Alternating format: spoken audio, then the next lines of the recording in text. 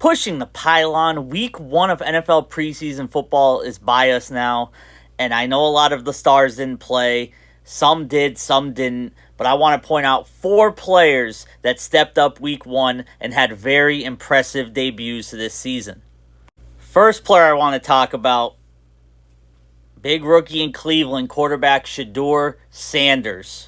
If you remember my video earlier before the NFL draft, I pointed out how a lot of people are skeptical about Shedeur's ability to play in the league. I, for one, think he can be a very good quarterback in this league. And if it's anything like he was in week 1, he definitely can be. 138 yards, 2 touchdowns, no turnovers, with a 60% completion percentage. Very impressive game for Shedeur Sanders. And even if he doesn't start week 1, I'm assuming the Browns probably look to Joe Flacco to play week 1.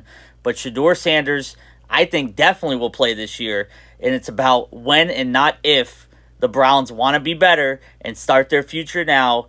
I would play primetime Shedeur Sanders.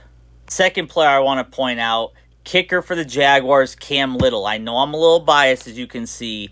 The Jaguars lost this week to the Steelers. There wasn't many specific highlights in that game. But Cam Little hitting a 70-yard field goal to go into the locker room at halftime was huge. It won't be in the record books because there was a preseason kick, unfortunately. But what I like about this, Jaguars during the season, say they're around the 45-yard line, around the midfield, and they're going into halftime, or they need a field goal at the end of the game, and they don't think Trevor can bomb one necessarily against the defense, maybe you give Cam Little a chance. I'm not saying he's going to hit a 70-yarder in the regular season or playoffs. Don't get me wrong.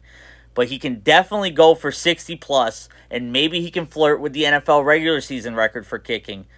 Cam Little, big star for the Jaguars this week. Huge boost to the special teams.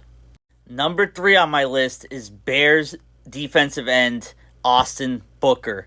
Yes, they played the Dolphins and it ended in a tie. However, without Austin Booker's performance, the Dolphins probably win this game.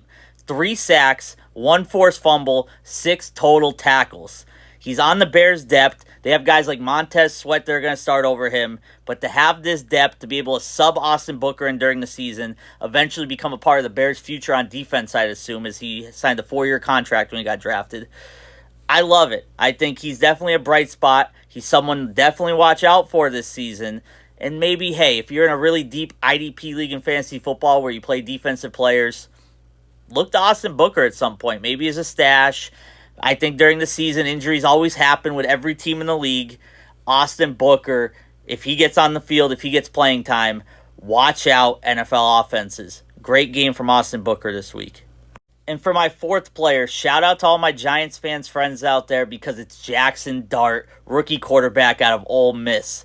Earlier in this video, I mentioned Shedeur Sanders. I thought the Giants should have drafted Shedeur Sanders. It was a layup for them, in my opinion. They went with Jackson Dart instead after drafting Abdul Carter. And if it was based off week 1 performance, they got a good quarterback with Jackson Dart. He threw for 154 yards, 1 touchdown, and had a 63% completion percentage.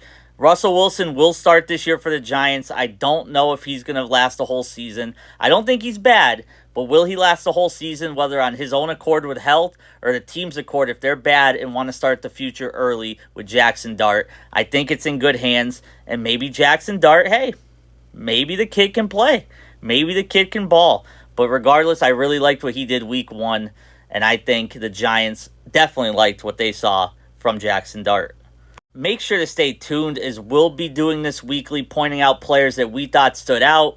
Week 2 of the preseason's next, and we'll be looking there for our next batch of high performers. Make sure you're following us, Facebook, Twitter, Instagram, YouTube, TikTok, or anywhere else that you find Pushing the Pylon.